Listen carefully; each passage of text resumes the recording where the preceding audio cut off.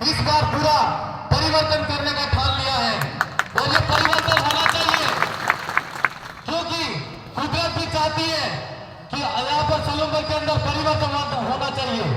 मैं सलूमगढ़ की जनता को भाई जितेश जी कटारा की तरफ से अपील करना चाहता हूँ, कहना चाहता हूँ कि आप मुझे एक बात बताइए कि अभी भारतीय जनता पार्टी की सरकार है और डबल इंजन की सरकार है यूं कहते हैं, तो राजस्थान के अंदर भी इनकी सरकार है और साथ साथ दिल्ली के अंदर भी इनकी सरकार है। और हमारे यहाँ पर मानगढ़ डाम पर जो शहीद हुए थे हमारे जो पुरखे, उनके इतिहास को खत्म करने की और उनके इतिहास को मिटाने की बात कौन कर रहा है? मुझे आप बताइए कौन कर रहा है? जो भारतीय जनता पार्टी की विचारधारा के सांसद है वो कर रहे हैं कि नहीं कर रहे? हाल ही हमारे यहाँ पर जब विधानसभा की सदन चली तो आप सबको पता होगा कि हमारे बाबूलाल जी खराड़ी हैं, मंत्री हैं, उनके गृह क्षेत्र के अंदर 10-10, 15-15 हजार के अंदर आदिवासियों के बच्चे बेचे जा रहे हैं।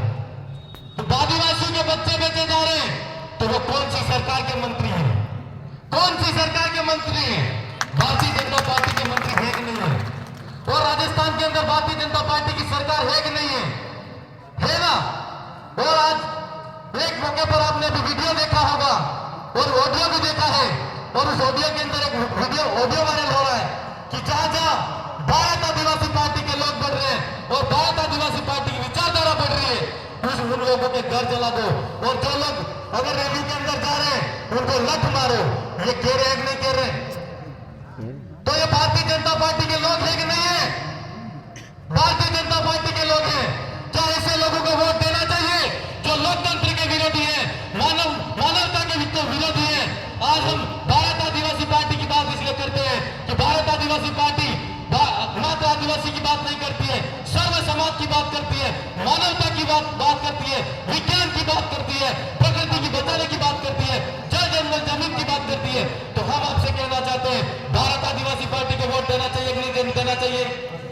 हाथ खड़े करके आश्वासन और विश्वास और जीतू भाई कटारा को वोट दोगे। और मैं कहना चाहता हूँ कि भारतीय जनता पार्टी के कार्य हमने गिनाए हैं, भारतीय जनता पार्टी की विचारधारा हमने आपको गिनाई है, भारतीय जनता पार्टी को आप वोट नहीं दोगे। और जहां जहां भारत आदिवासी पार्टी के कार्यकर्ता है वहां दिन रात एक करके आप जीतू भाई के लिए एक दिन कम खा लेना, एक रात कम सो लेना और जहां मिले सड़क पे मिले तो सड़क पे सो जाना। लेकिन हमारी जो विचारधारा है कि हम 3 आदमी विधानसभा के अंदर है तो हम कहते हैं कि 84 के अंदर और सलूमगढ़ के अंदर हमको विधायक बना के वहां राजस्थान की सरकार के अंदर सदन के अंदर बिठाओ। जीतू भाई हमारे साथ में कंधे से कंधा मिलाकर लड़ेंगे और राजस्थान की विधानसभा के अंदर यहाँ पर दलित, शोषित, पीड़ित, ST, SC, BC, माइनॉरिटी और सर्व समाज की जो कोई भी बात होगी उसको बेबाक तरीके से विधानसभा की सदन के अंदर उठाएंगे। ये हम आपसे कहना चाहते हैं मेरे भाई।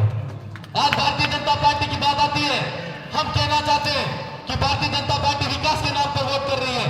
15 साल के अंदर भारतीय जनता पार्टी के क्या विकास किया ये हम भारतीय जनता पार्टी से पूछना चाहते हैं। 15 साल के अंदर इस भारतीय जनता पार्टी की जहां जिस राज्य के अंदर सरकार रही वहां पर कितने आदिवासियों को विस्थापित किया, किन आदिवासियों को विस्थापन करके कहां भेज दिया और किन आदिवासियों को वहां पर उन्होंने मरवा दिया, ये हम उनको पूछना चाहते हैं। और हम तो कहते हैं कि हम तो इनके साथ हैं।